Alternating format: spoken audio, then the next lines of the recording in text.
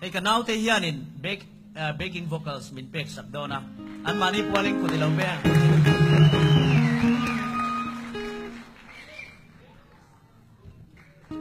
so an ni he kan keyboardist le guitarist sa ro gitiro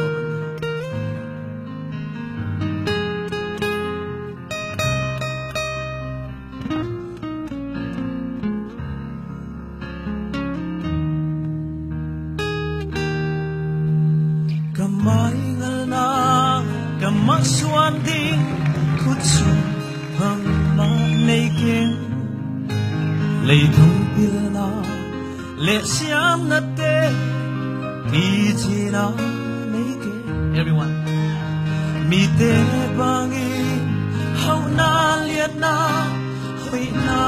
lệ min thân na xuân lệ muan ding kan nay lâu kan munta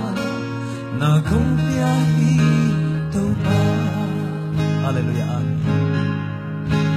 ka oi say la ka lel thu te tau pa sa tao ni lo quay du bagin kum sa kin la an bang lim sa o bi te in ho zo na di nào bang không sao zo na nong om pi na thật vây về mẹ linh không muốn sắc ô lộ chín na lệ quan son na te đâu pa nang ngahi vang liệt na không bia yên lòng khi hồng văn pi ô siang thâu cái hồng giang in đại tâm pi hồng pai pi nắng to tuần không béo lệ lùng ngoan na lệ khăm ngoan na thân này Bani Vayang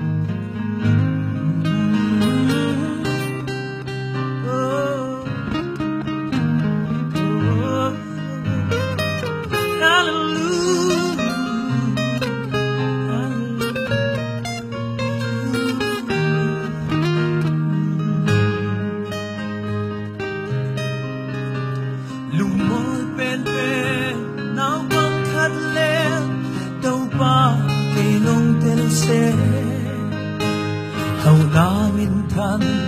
na te sangi man phazo sai o ze na pan kapug lo na tau pa ke hong kem ni kamaswan le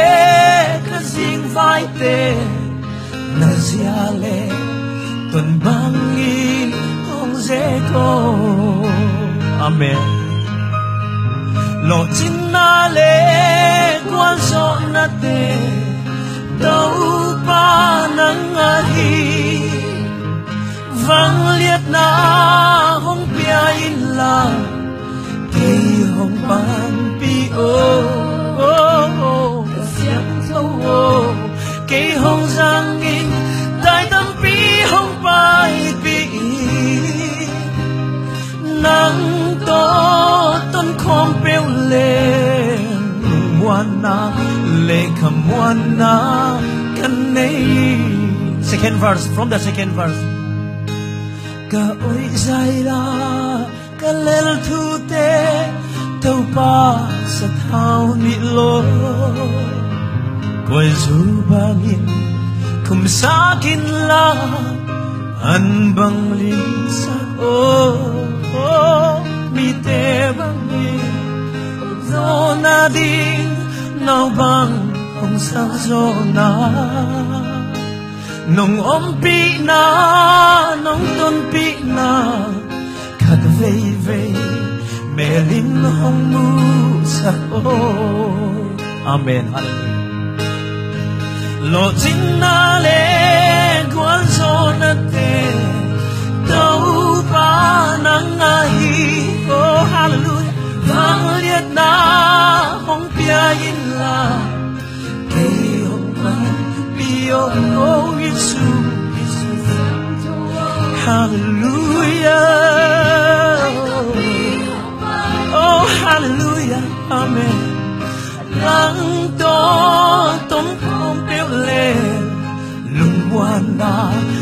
kamwana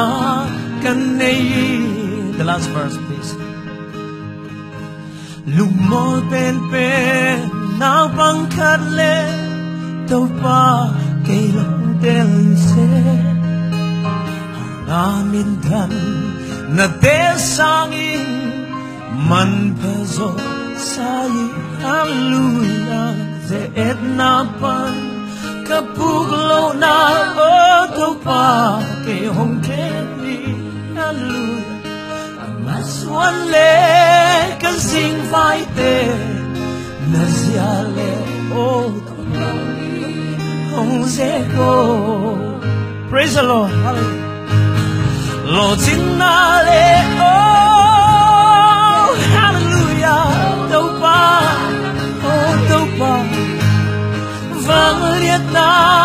hong piain la kay hong pan pi oh siang thâu kỳ hong sáng yên cái tâm bi hong ban bi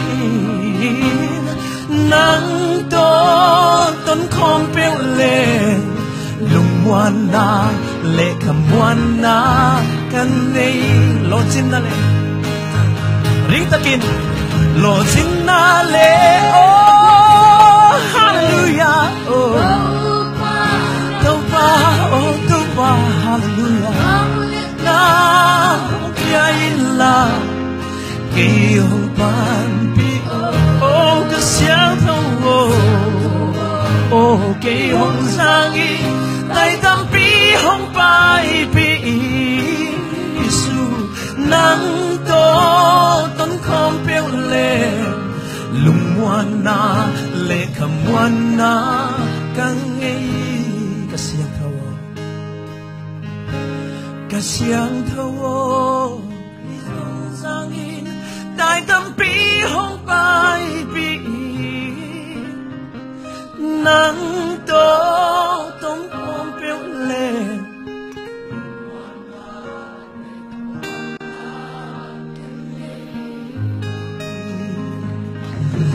nang to tong kong piao le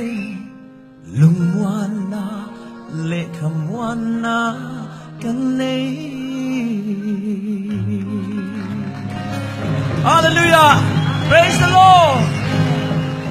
Nalpa sa fakinam ro sa kalome chuang le anti eng toro le in mer ka mu vele lok du le hallelujah avan nuam em dik tak chuanin